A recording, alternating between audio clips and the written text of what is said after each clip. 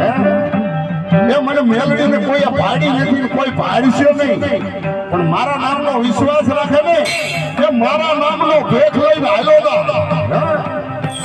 મારા નામનો ભેખ લઈને ગરદની માથે આવ્યો ના, અને કદાચ જો એની શૈલી ઘડી સુધારો લઈને કીધું તો